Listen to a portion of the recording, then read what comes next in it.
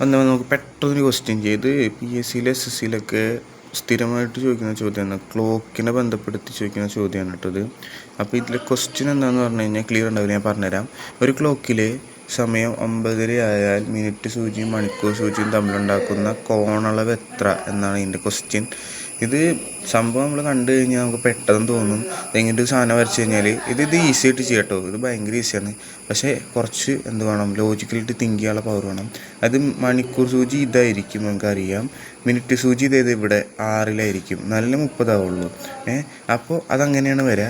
പക്ഷേ അപ്പോൾ നമ്മൾ വിചാരിക്കുന്നത് 90 ഡിഗ്രി അല്ലേ ഈ ആംഗിൾ എന്നുള്ളത്. അപ്പോൾ നമ്മൾ ഇവിടുത്തെ 90 ഡിഗ്രി എന്ന് പറഞ്ഞ ഓപ്ഷൻ ഉണ്ട്, അത് ടിക്ക് ചെയ്യും.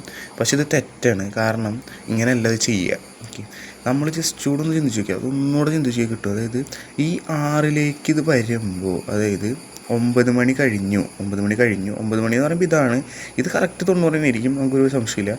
9 മണി കഴിഞ്ഞു, 9:30 ആയപ്പോൾ മണിക്കൂർ സൂചി ഇവിടെ 9-ലാണോ നിൽക്കുക? അല്ല, മണിക്കൂർ സൂചി കുറച്ച് നീങ്ങിയിട്ട് എവിടെയാണ് നിൽക്കുക? ഈ 10-ൻ്റെയും 9-ൻ്റെയും ഇടയിൽ ഇവിടെയാണ് വന്ന് നിൽക്കുക. അപ്പോൾ ഈ ആംഗിളും കൂടെ ഈ 90 ഡിഗ്രിയുടെ ഒപ്പം കൂട്ടണം. ഓക്കെ, എന്നാലേ നമുക്കത് കിട്ടുള്ളൂ. അപ്പോൾ ഇതെത്രയാണെന്ന് പറഞ്ഞു കഴിഞ്ഞാൽ ഇത്ര ഭാഗം എത്രയാണ്? 30 ഡിഗ്രിയാണ്. ഓക്കെ, 30 ഡിഗ്രിയാണ്. അതായത് ഇവിടുന്നൊക്കെ 30 ഡിഗ്രിയാണ്. അത് മണിക്കൂർ സൂചിയുടെ കാര്യം പറയുമ്പോൾ.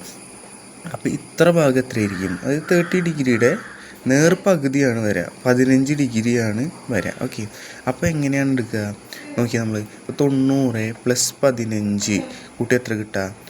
10 105 ഡിഗ്രി എന്ന് കിട്ടും. ശരിക്കും പറഞ്ഞാൽ ഇതാണ് അതിൻ്റെ ഉത്തരമായിട്ട് വരുന്നത്. ഇവിടെ ഓപ്ഷനിൽ കിടക്കുന്നുണ്ട്, ഓപ്ഷൻ 4 കിടക്കുന്നുണ്ട്, 105 കിടക്കുന്നുണ്ട്. ഇത് ഒരു തരത്തിൽ പറഞ്ഞാൽ ഒരു സിമ്പിളായിട്ടുള്ളൊരു മാർഗ്ഗമാണ്. അതായത് ലോജിക്കലി തിങ്ക് ചെയ്യുന്ന ആൾക്കാർക്ക് സുഖമായിട്ട് എഴുതാൻ പറ്റും. ഇതിനൊരു ഇക്വേഷൻ ഉണ്ട്, 2 തരത്തിലുള്ള ഇക്വേഷൻ ഉണ്ട്. 11/2 എന്ന് പറഞ്ഞിട്ട് 11/2 ഇൻറ്റു M മൈനസ് അങ്ങനെ ഒരു ഇക്വേഷൻ ഉണ്ട്. ഓക്കെ, M- പിന്നെ വരുന്നത് എത്രയാണ്? 30 × H എന്ന് പറഞ്ഞിട്ടൊരു ഇക്വേഷൻ ഉണ്ട്. ഈ ഒരു ഇക്വേഷൻ വേണമെങ്കിൽ ഉപയോഗിക്കാം. പക്ഷേ ഇതിനേക്കാളും സുഖമായിട്ടുള്ള ഇക്വേഷൻ ഞാൻ പറഞ്ഞുതരാം, സിമ്പിളായിട്ട് നോക്കാം. 30 × H. Okay, 30 × H minus 5.5 × M. ഈ ഒരു സംഭവം ചെയ്ത് കഴിഞ്ഞാൽ ഇതിൻ്റെ ആൻസർ സുഖമായിട്ട് കണ്ടുപിടിക്കാനായിട്ട് പറ്റും.